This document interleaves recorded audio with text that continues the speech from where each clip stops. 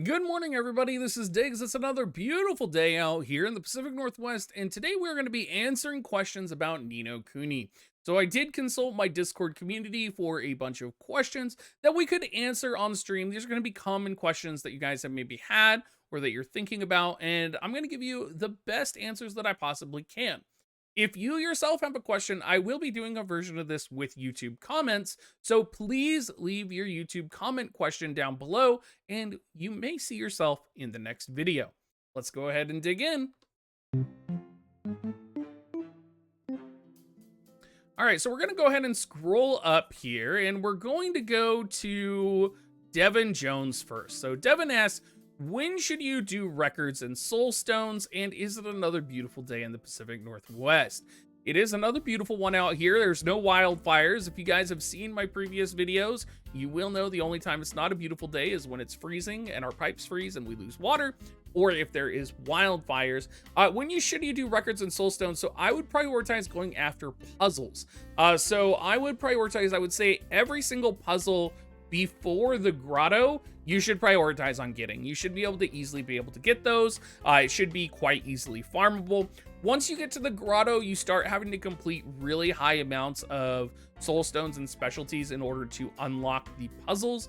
So I would, once you get to the grotto, once you get to the desert, start working on them slowly. You can see that I'm actually experiencing right now in the desert. I'm actually EXPing on a monster that does drop a soulstone item so that I can max it out, which I did, and then I can exchange the max for other soul stones.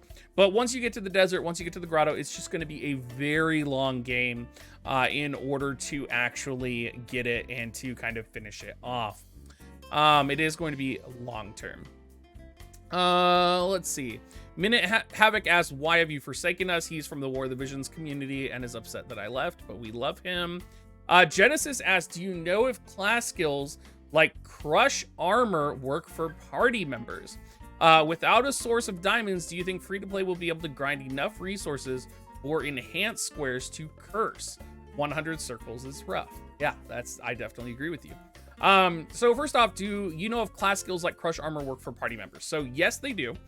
So if you are able to put a debuff on an enemy, for example, that debuff will apply to everybody who is attacking that enemy. This is actually a change that they implemented in the Korean version of the game recently because field bosses were dying too fast on the Korean side. Thin Bear in our Discord did talk about it, and he said that it significantly impacted the kill speed on field bosses and that it was one of the biggest kind of damage nerfs to PvE content in the game because not everybody would benefit from your debuffs. You would be the only one that would benefit. In terms of needing diamonds and free-to-play players not having access to them, or enhanced squares I think are fine. I think you will have access to them as free-to-play. Candidly, the best source of enhanced squares is Asterite. And we talked about this a little bit on stream tonight, but you need to make sure that you are getting a solid amount of Asterite if you are free to play and you want to remain competitive. You need to make sure that you're ranking so that you do get those Asterite rewards, because exchanging Asterite for the weapon squares is one of the best ways to increase the power level of your account long term. In terms of armor squares, the only way to get armor squares is from desynthesizing 4-star armor. Same with weapons once you are crafting enough. And then the only way to get accessory squares is from desynthesizing accessories. Now, thankfully, a lot of people are, once you get far enough to a point in the game, they are crafting a lot of accessories because either they want to potentially awaken their gear or they want to add multiple copies together, right? So they are crafting accessories now, particularly from Field Boss. And it does seem like you have a higher 4-star rate from those than from your weapon and armor crafting. So you do tend to get accessory squares pretty easily. You can also get weapon squares pretty easily if you are getting Asterite. So that's a way that you'll be able to consistently enhance your gear. Diamonds, I don't think, play very much into it. It's very much about Asterite and very much about crafting. So armor is definitely the most difficult square to get. I think the only reliable way of getting those right now is going to be from desynthesizing 4-star armor, which is why I personally have shifted. Now that I have most of my weapons to 10, I've shifted to crafting exclusively armor for my 4 stars so that, you know, if I get an armor that is not good on my guaranteed 4-star, I can dismantle it and I can get a square for it. And so I think that's going to be something you are going to want to do eventually at a certain point, when Territe is no longer really a limitation and you're able to craft to your heart's content. Maria asks when to farm and level gap using mains and alts. When to farm and when to level. When to farm and level gap. I'm not sure what you're asking, Maria, but I think what you're asking is when do you level your alts? I always level my alts up to the point of being 10 levels below my main. It's recently been brought to my attention that you get extra EXP potentially if your alts are over 20 levels under your main. I haven't been able to verify that fully. It's something I need to test, which I will be able to test soon since I have a main that's 85 and a main that's 62. So it will be something I'll be testing, so look forward to that in the future. But normally I do try to keep my alts within 10 levels of my main. Right now, you see me pushing levels on my main. You can see I'm pushing 85 right now, and I haven't been leveling my alts because I've come to the realization that level is one of the most important factors in both PvP as well as gold, getting gold, getting monster kills, right? Like, level factors into all of that. So one of the best things you can do if you are wanting to progress your account is to just level your character, buy green pots every day for 500 diamonds, and just go extremely hard on leveling your main account. Kars asks, is there any other item that increases crit rate besides a Milky Way weapon? I'm looking for more ways to rise that 11.5% crit rate I got, which really makes a huge difference on crit chance. It absolutely does. One thing you'll notice, I did recently unlock the Heart Star board. So I'll go ahead and show you guys right here. I recently unlocked, if I can get this hidden for a second. I recently unlocked the 3rd Heart Star board. And you have to be level 85 to unlock it. And you do need a lot of materials to go down this route. But one of the things you'll notice is this increases critical damage. So this does increase your critical damage and critical damage taken. So this is a really good way to do that. Now, granted, I know that this is not critical hit rate. I understand that there's a difference, but it will be one of those things that massively increases your PvE damage. In terms of critical hit rate, we have some tentative testing with Thin Bear in my Discord that critical hit rate is influenced by your opponent's critical hit resist. So, for example, if you're running a Milky Bow and you have an 11.5% critical hit rate, that's the baseline, right? So what does the crit stat do? The crit stat gives additional crit onto that percentage. It doesn't show in the stats, but it gives your character an additional crit percentage if your critical stat is over the opponent's critical resistance. So that's the tentative understanding of how that works. It hasn't been fully tested. It could easily be verifiable by doing a controlled test involving multiple characters with crit resist and critical in a PvP setting on like the 4th floor. But for right now, I think your best bet is to invest in crit if you do want to increase that critical hit rate. And I'm aware that it doesn't increase the percentage on the screen, on your character screen, but it does actually impact your critical hit rate on the opponent. And we do have tests in my Discord that do verify that. So if you have any questions, come in my Discord and talk to me or talk to Thin Bear. Tito, what is the best thing to do with all familiars and weapons once you have reached max enhance? I have seen a little bit on this, but not at all. For weapons and armor, you're going to be max enhancing them at 21, potentially, and then going to 30. The problem that you're going to run into is you're going to run into material walls. And when you do get gear to the plus 21 point, for example, with weapons, it's more beneficial to invest in a single weapon, enhancing that weapon all the way up, than it is to invest in a broad swath of weapons. Because the higher enhancing level you get, the higher attack value you get. So you have people who are pushing, you know, plus 99 or whatever for weapons. So that's kind of the focus you're going to want to do there for enhancing. But the question is, what is the best thing to do with all of the familiars and weapons once you've reached max enhance? I mean, use them. I'm not sure. I'm not sure if maybe you're mixing up the term enhance here, or if you are talking about like gummies. If your familiars are maxed out, dude, I would use those suckers. I would use those suckers in familiar arena. I would place. That would be the way to go. Berserk says, "Hey Diggs, my question for your video is, can you explain familiar skill damage? At what level of awakening for high rarity accessories Should I replace my 3-star? Because I don't want to lose the 9% familiar skill damage. Also, the familiar's attack percent values are based on the character's attack stat, not the familiar's attack stat. So if I were to invest more money or resources into familiars as opposed to my weapon enhancements, would my familiars be weaker in combat for farming? At what level does leveling up the familiars start to really give bad investment for gold, basically, and jelly beans? This is a very complicated question that talks about things that I have not heard. I haven't heard that a familiar's damage is based off of your attack. I have always, it's never really been something I've thought about because my familiar damage is not something that's very important to me.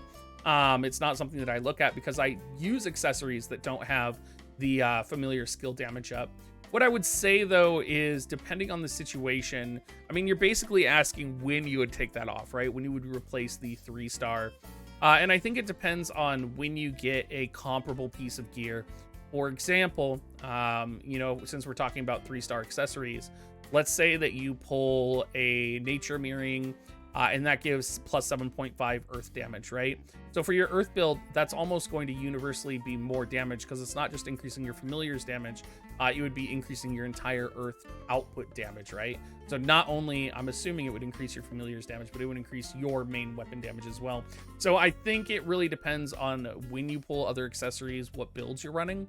It may be your like baseline, but once you get to a certain point, it's just going to be kind of dependent on what accessories you have.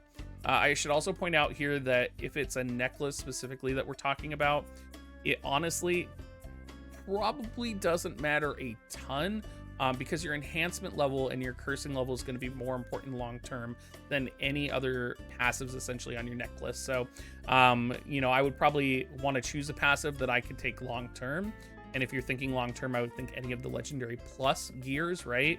Right now, I'm enhancing a necklace that is not 10 Awakening. It's actually a legendary plus Ardor necklace because that's the necklace I want to use in PvP in the future. And I'm enhancing it because that's where I'm focusing my enhancement materials on. And I know it's what I'm going to use in the future. It may not be best in slot for a 4-star, but in the future, it will be better for me. In terms of when it becomes a bad investment for gold and jelly beans, I think familiars, once they hit 6-star, unless you're really competitive in familiar arena, you should probably not be investing from 6-star level 1 to level 30. In terms of jelly beans, you should always invest your jelly beans. They are always valuable. Saturine asks, can you help with skill purchase priority in Metal Shop for each class, as well as deck samples from each of the class mains? You can utilize guild members, etc., so it can be a form or a goal. I think this really depends on your character and your playstyle. You know, I've done videos reviewing Rogue and talking about my different passives for Rogue and what I use. But honestly, it depends on the situation and it depends on, candidly, what content I'm doing. So it's one of those situations where I think you should have a variety arsenal of passives to use. I think you should prioritize attack, HP, defense. I think you should get all of those. I think you should get all of the party buffs. I think you should get all of your class-specific party buffs. For a Rogue, that would be Burst Gauge, right? Anything in the Dominion shop, you're probably going to be maxing out. Personally, I focused on kill speed first, so I went attack. I've had really good luck with Barrier Hunter, so I'm going for Barrier Hunter because people don't read the descriptions, right? So because Rogue deals more damage, 25% more damage in my case, when an enemy is slowed, when I have Barrier Hunter up, this is one of those situations where, you know, people don't realize the basic attacks of Rogue, not basic attacks, but the basic skills of Rogue do slow the opponent for 2 out of 3 of them. So that is a really easy way to increase your maximum damage. So I would say, while I'm not an expert on every single class, I'm starting to be because I'm starting to play all the classes and I've been in Nino Kuni for a while now. I would say just focus on, you know, sitting down, looking at your class, breaking it down, going through the passives. Make sure you grab all the offensive passives first, and then maybe start looking at what some of the class-specific passives can give you. Is it okay? So this was a Twitch chat question. Is it okay to salvage 3-star armor at 10 Awakened? Absolutely yes. If you have 4-star gear, invest in your 4-star gear. You can salvage your 3-star gear. Melkid asked, where did Officer Diggs go? He is currently at a retreat right now, learning how to be more politically correct. Bob wants to know why he doesn't get paid. Bob, you don't get paid because you don't deserve to get paid. New Gen Prodigy asks, Dr. Diggs, if you have 4-star rare piece of equipment and a normal 4-star, but it has more awakens on it, how much CP is it worth to sacrifice to use that 4-star rare? Depends on the 4-star rare. If you have Milky Way, you should, or is it Milky Way? Whatever the dark one is, use it no matter what. The crit rate plus is incredibly powerful. I do have the light 4-star rare right now, and I struggle to understand if it's worth using over getting 30% skill or basic attack damage. I don't use it right now. I'm waiting till I get more awakenings, but it is something that kind of itches in the back of my mind. I think for all PvE builds, you should be using the rare plus bow, even if you have it unawakened. Set it as your main weapon, set it as a passive. Just make sure you get that plus 25% damage, because that plus 25% damage against a specific element type is going to make a huge difference in PvE. Mini Orca asks, which 4-star or 4-star rare field boss should we be crafting for? I think you get a point. I think you get to a point, and because I know your character, Orca, and I know where you're at, I think we get to a point where you end up crafting for all of them. I would say you're about 10 levels out, Orca. Once you hit level 80, once you hit level 85, where I'm at right now, you do end up crafting accessories a lot more, and you tend to craft them across the board. So if you can save them, I would save the crafting materials right now. Otherwise, I would craft for one specific one. I would also craft the Ardor materials no matter what, because the Ardor materials are super rare. Dinosaur Dan asks, how do you determine which pop-up bundles to purchase? Do you have a system for establishing value to them? I don't, but, well, I do. Basically, the rule of thumb is $25 for 1,000 diamonds is kind of baseline. And then from there, you kind of break it down to what else you get. So, for example, Zama's just shared with me a bundle from clearing, I think it was 1210, that was like 5 equipment tickets, 5 summon tickets, 3 5-star or 6-star select puzzle pieces, and 1,000 diamonds for $24.99. I thought that was worth it. I thought that was really good. Getting those puzzle pieces, getting those high tier puzzle pieces, especially if they're select and you can get accuracy or crit or attack, very good, because again, accuracy and crit are extremely limited from the sources that you can get them in, and you do want to kind of prioritize them, especially in your puzzles. Anyway, everybody, that is the end of Diggs Q&A. If you guys do have any questions for the future, I will be doing more videos like this, so please put your questions down in the comments down below, and I will answer them. And until then, I hope you guys will have a great rest of your day, and I will see you next time.